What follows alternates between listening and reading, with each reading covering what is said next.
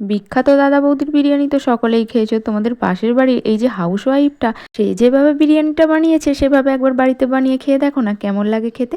গত রবিবার বানিয়েছিলাম বাড়িতে মটন বিরিয়ানি। তো চলো এসো দেখে নেওয়া যাক রেসিপিটা কিভাবে বানিয়েছিলাম।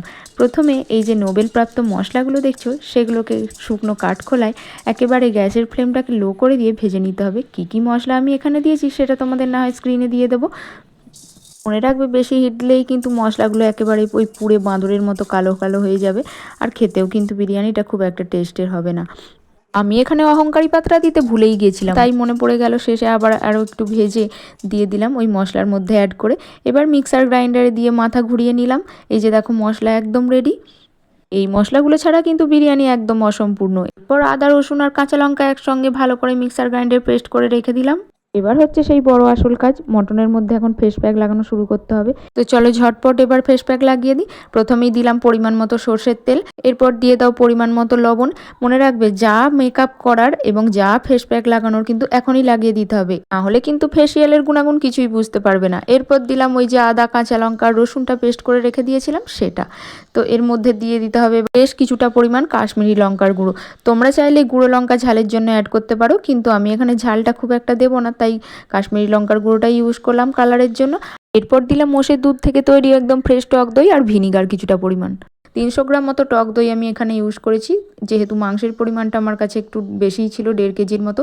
এরপর দিয়ে দিলাম সেই নোবেল প্রাপ্ত মশলাটা, এটা ছাড়া কিন্তু মাংসটাও একদম অসম্পূর্ণ বিরিয়ানি মশলা। আর দিলাম পরিমাণ মতো হলুদ। এবার ভালো করে এবার ফেস প্যাকটা লাগিয়ে নাও ঘুরিয়ে ঘাড়িয়ে এইভাবে হাতের সাহায্যে।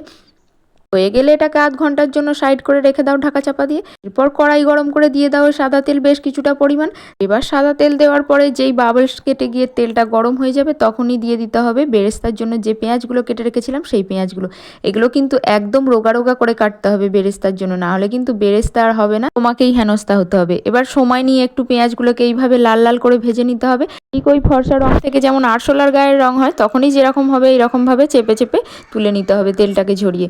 এরপর আলুগুলোকে এইভাবে কাঁটা চামচের সাহায্যে গায়ে ফুটো ফুটো করে দিতে হবে, যাতে আলুর মধ্যে ভালোভাবে লবণ হলুদ ঢুকে যায়। কড়াইতে জল গরম করে দিয়ে দিলাম পরিমাণ মতো হলুদ লবণ। আলুগুলোকে এবার ছেড়ে দিতে হবে এইভাবে হলুদ জলের মধ্যে সাঁতার কাটার জন্য।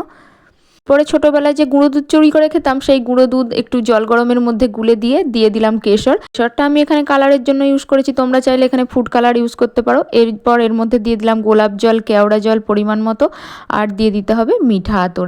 মিঠা আতরটা কিন্তু একদম 3-4 ফোঁটা বা 4 থেকে 5 ফোঁটাই দিতে হবে, বেশি দিলে কিন্তু আবার বিরিয়ানির গন্ধে তোমাকে না খেয়েই ছুটে পালিয়ে যেতে হবে। সেটা যে যেমন পরিমাণ করবে সেই হিসাবেই দিও বুঝে শুনে।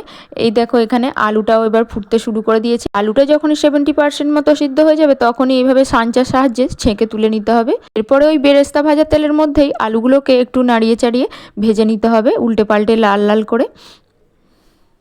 আলুর গায়ের চামড়া যখন এইভাবে কুঁচকে আসবে তখনই আলু তুলে নিতে হবে তেলের মধ্যে থেকে। এরপর ওই তেলের মধ্যেই দিয়ে দিলাম গোটা গরম মশলা আর কিছুটা পরিমাণ কোচানো পেঁয়াজ। এরপরে মটনটা যে ফেসিয়াল করে বসিয়ে রেখে দিয়েছিলাম সেটা কড়াইয়ের মধ্যে দিয়ে দিলাম। এর মধ্যে তো আর মোটামুটি কোনো কিছু মশলা অ্যাড করার নেই। এবার ভালোভাবে শুধু কষিয়ে যেতে হবে, হাতে যতক্ষণ না ব্যথা হয় ততক্ষণ ধরে এইভাবে কষিয়ে যাও। কষিয়ে নিয়ে ভালো করে দিয়ে দাও এবার প্রেসারের মধ্যে চালান করে যতটা মটন সমান সমান জল। মটনটাও কিন্তু 70% মতো সিদ্ধ করতে হবে। দিয়ে দিলাম এবার মটনকে বন্দি করে কুকারের মধ্যে। এরপর এদিকে চালটাকে ভিজিয়ে দিচ্ছি। চালের পরিমাণটা আমার এখানে 1 কেজি 750 মতো ছিল। এরপর বাঁশি বেজে উঠেছে, এই যে দেখো 4টে বাঁশি বাজিয়েই কিন্তু মটনটা নামিয়ে নিতে হবে। এরপর হাঁড়ির মধ্যে দিয়ে দাও কলের জল ফিল্টার জল যা খুশি। জলের মধ্যে ছোট এলাচ লবঙ্গ দারুচিনি গোটা জিরে স্টার অ্যানিস আর তেজপাতা আর জয়িত্রীর একটু পাপড়ি। এরপর দিয়ে দাও পরিমাণ মতো সাদা তেল। জলটা বেশ গরম হওয়া পর্যন্ত অপেক্ষা করো, তারপরেই দিয়ে দাও পরিমাণ মতো লবণ। লবণটা কিন্তু ঠিকঠাক দিতেই হবে, না হলে কিন্তু ভাতটার টেস্ট ভালো লাগবে না। এরপর জলটা যখনই ফুটতে শুরু করবে ছেড়ে দাও চালগুলো এইভাবে গরম জলের মধ্যে। ভাতের চালটাও কিন্তু 70% মতনই সিদ্ধ করতে হবে। উনুনের সামনে থেকে কিন্তু একদম সরা যাবে না, না হলেই কিন্তু তোমার বিরিয়ানির ভাত গলে পায়েস হয়ে যাবে। এবার ভাতগুলোকে এইভাবে চুবড়ির মধ্যে ছেঁকে জল ঝরিয়ে নিতে হবে। এরপর উনানে হাঁড়ি বসিয়ে ভালো করে জবজবে করে একটু সাদা তেল মাখিয়ে নিতে হবে হাঁড়ির নিচে। এরপর মটনের উপরে যে তেল মতো ওই ঝোলটা ছিল সেটা দিয়ে আলুগুলোকে এইভাবে সাজিয়ে দিতে হবে।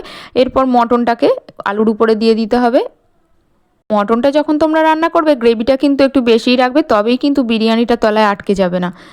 মটনটা দেওয়ার পরে এইভাবে গ্রেভিটাকে ভালো করে চারিদিকে ছড়িয়ে দিতে হবে। এরপর দিয়ে দিতে হবে উপরে বেরেস্তা কিছুটা পরিমাণ।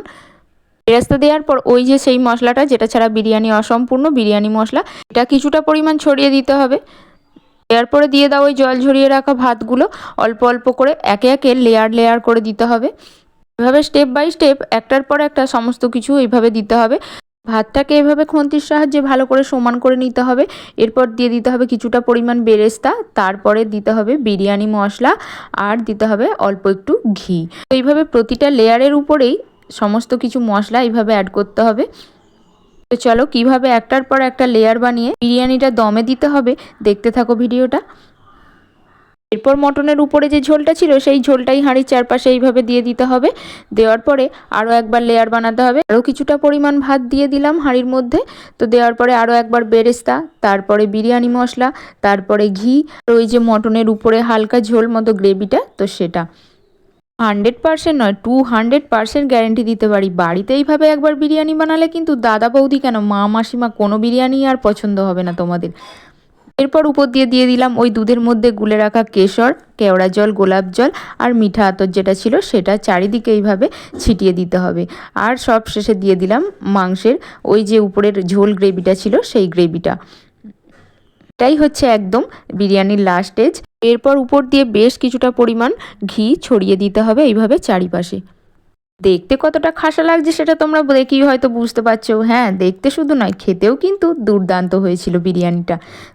তোমরা এখানে দেখতেই পাচ্ছ যে সম্পূর্ণ কাঠের জালেই এটা হয়েছে। কাঠের মধ্যে বেশ ভালো করে আগুন করে নেওয়ার পরে এরপর আটা মাখিয়ে হাঁড়ির চারপাশে এভাবে আটা লাগিয়ে সিল করে দিতে হবে যাতে বাষ্পটা ভিতর থেকে না বেরোতে পারে। আর উপর দিয়ে চাপিয়ে দিয়েছিলাম ভারী একটু বাটখারা।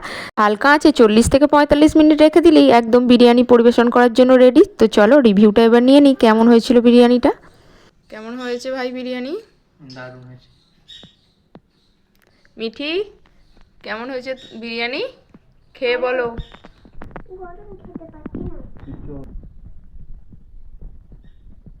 কেমন হয়েছে বলো। কেমন হয়েছে বিরিয়ানি? দাদা বৌদি ফেল একদম।